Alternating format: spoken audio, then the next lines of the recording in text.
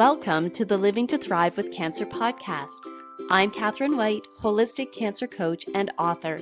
This is the place where we trade fear for hope, confusion for clarity, and overwhelm for empowered action.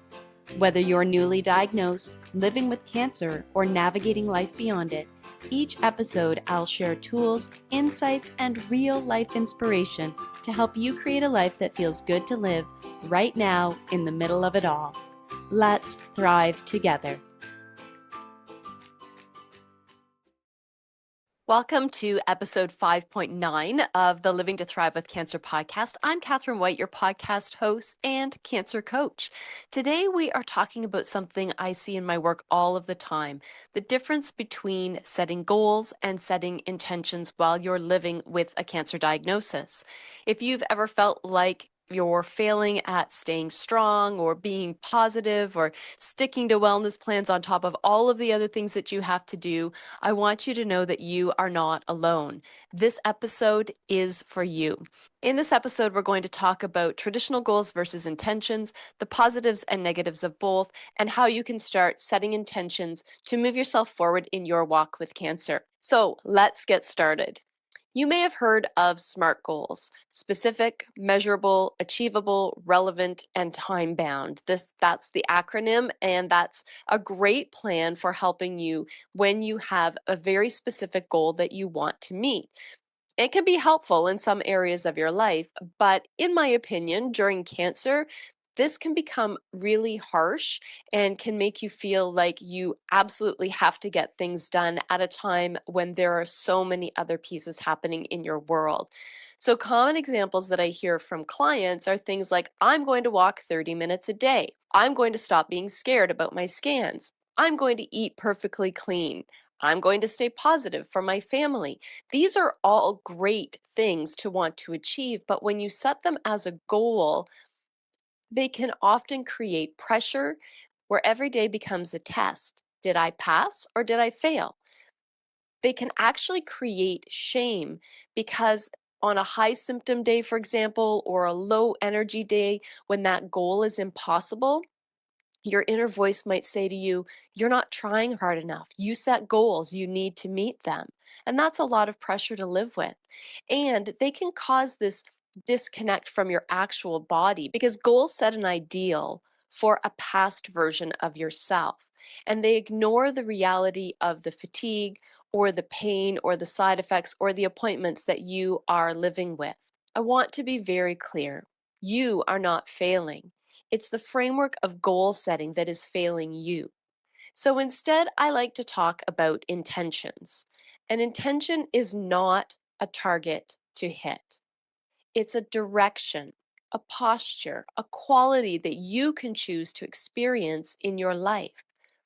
Intentions are more present focused, like, how do I want to show up in this moment?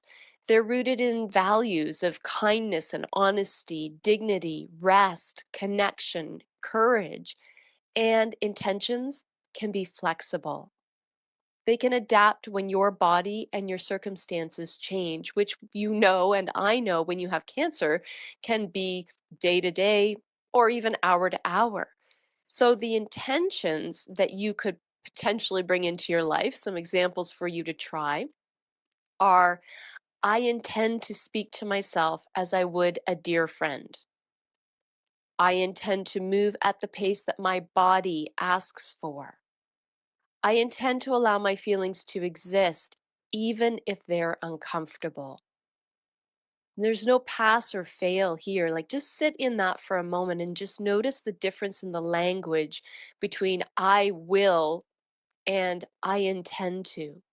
It's just a different energy, an energy that is more respectful of the space that you're living in right now. It's about noticing. Am I moving closer to or farther from this intention right now without judgment? And if you drift away, you can just gently come back. There's no scorecard, there's no checklist, there's no absolutes when it comes to intentions. They are things that you want for yourself that you can do when it feels good for you. Now, admittedly, there are positive and negative sides to both goals and intentions, and I think that that's important to address. So, goals, on the upside, when they're used carefully, can help to create some structure in your life. And they can bring a sense of agency in small, realistic ways of you being in control. So, examples of supportive goals include I will write down one question for my oncologist before my next appointment. I will drink one extra glass of water today. Those are great goals. They're concrete and they're doable, and they aren't a moral test of your fortitude and your ability. Now, the downside of goals, especially during cancer, is that they can become rigid and almost punishing because they don't give you wiggle room. They are shoulds. And as I've talked about before, we don't want to have shoulds in our life. We want to get rid of those shoulds so that we can just be present with ourselves. And goals, they can often ignore those unpredictable symptoms, those things that come up when you least expect it. And they just don't take that into consideration because goals aren't aware of what cancer looks like. And they tie your self worth to performance. And we know that we are not trying to perform for anyone, or at least you shouldn't be trying to perform for anyone when you have cancer. This is about being kind and gentle with yourself. And your self worth is directly attached to how you move through the cancer process because this is about you and how you feel and what you want. So if you link it to a performance objective, well, you're starting to set yourself up for a little bit of failure, my friends. So let's talk about intentions now. The upside, the positive side of intentions is that they honor your humanity, not just your productivity. These are about being human, not being a robot that just goes through the process, the person who's just getting things done because they have to check boxes on a list. This is about your humanity, the real person going through this real experience. And intentions, well, they allow space for fear. They allow space for anger and sadness without labeling them as failure. We don't want to feel failure when we're going through cancer. There are many, many ways that we may already be feeling failure or that we're not succeeding, if we want to flip that on its head. You do not need more pressure to be successful. You're already doing your best. And an intention is going to give you the space to do your best for yourself in that moment because intentions create emotional safety in a time where many, many things are uncertain. I think what I want to say is that intentions actually give you grace. Now, intentions, they can go wrong. This can happen. We're human. So, an intention can morph into disguised goals if you're not careful. So, we need to be really aware of this. We want to not let them sneak into that realm of being a goal. We want to keep them as an intention. So, things that you might start saying that become more goal oriented are things like, I intend to stop being weak. I intend to never cry about this again. I intend to always be grateful. Well, friends, that's just perfectionism wearing softer clothes. That's still goals being called intentions, but really, they're not doing you any service. Supportive intentions sound more like I intend to be gentle with myself when I feel vulnerable. I intend to let tears come if they need to. I intend to notice small pockets of gratitude if they show up without forcing it. Everything about moving through cancer needs to be geared to what you need. It needs to be wrapped in love and grace and peace and calm, not pressure and heavy and weight and smart goals that just might not be attainable. This is a time for you to really look at what is good for you and how you intend to live out what you feel is good for you. So let's look at some real world comparisons because I think it's always good to have both sides of this so that you can understand the difference. So here we go. Let's start with scanxiety.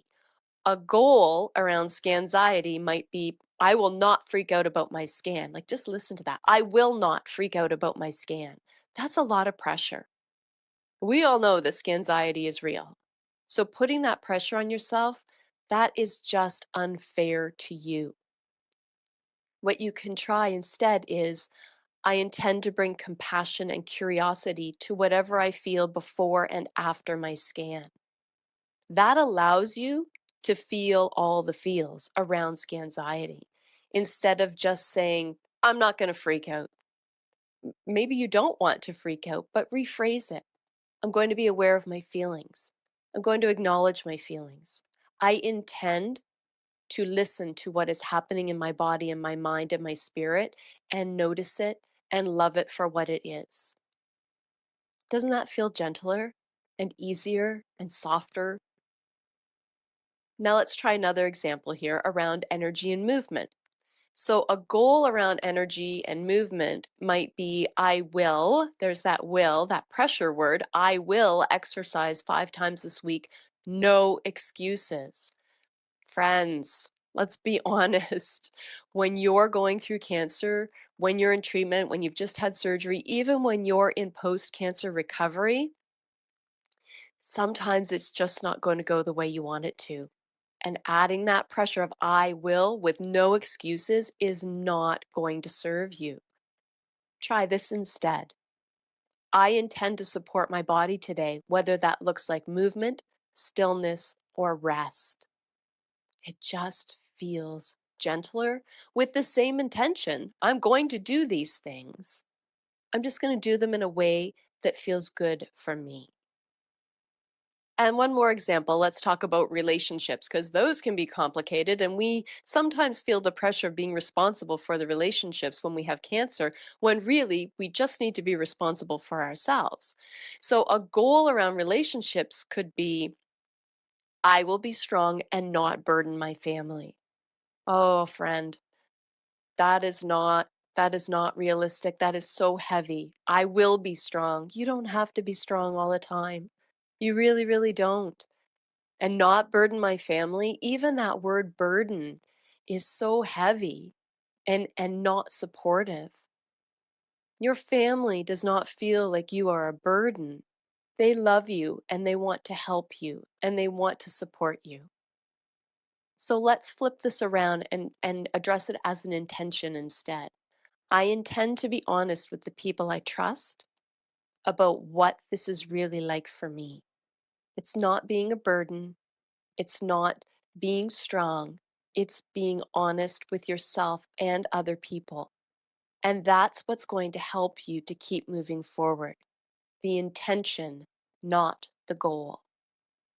Notice how intentions leave room for your nervous system, your body, and your actual emotional experience.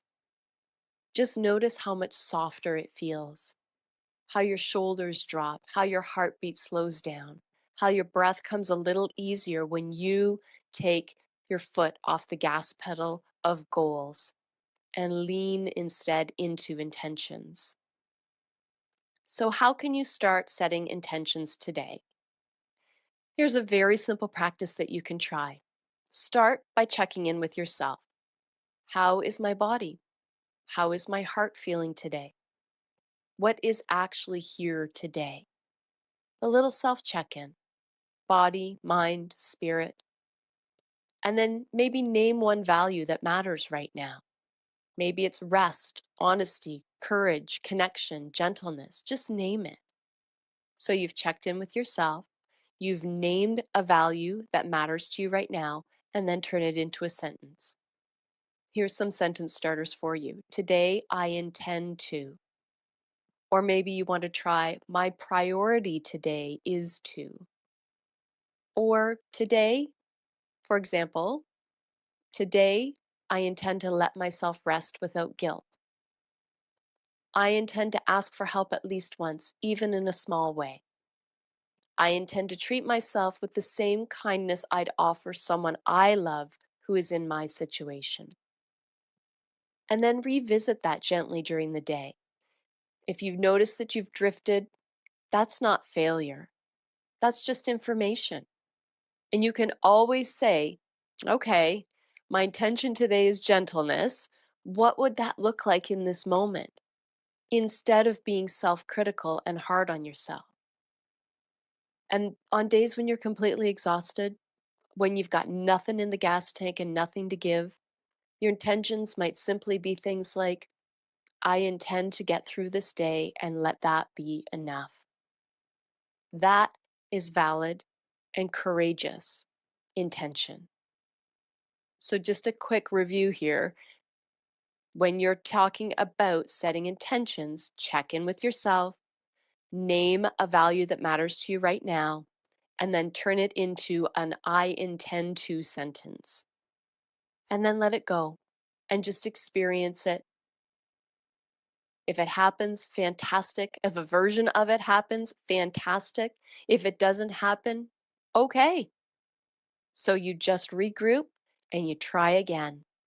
Because that's what living with cancer looks like, is just regrouping every time you feel like you've gone off track, every time you feel like you need more, every time you feel like you can't do more, you're just regrouping and getting back on track.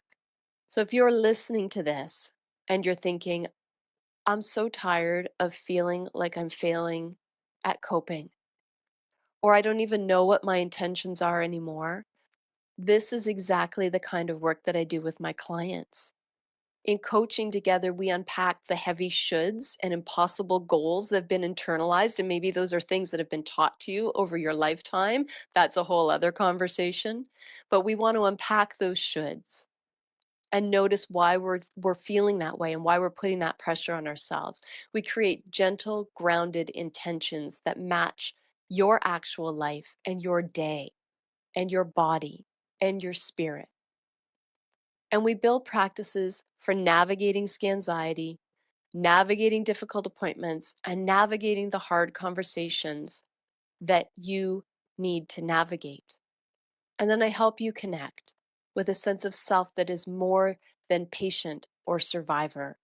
I help you connect with that thriver energy inside of you that is just waiting to come out, that wants to be present, that wants to help you move forward, one intention at a time. You don't have to figure this out alone. If you'd like to bring support into your life, my book, Living to Thrive, A Holistic Guide to Living with Cancer, will support you from diagnosis to thriving with cancer. And you can find it on Amazon. The link is in the show notes. And if you want to go deeper into support and learn how to go from stressed in your daily life to calm and confident and not so stressed, I would love to invite you to join me in my Cancer Thriver Pathway Coaching Program.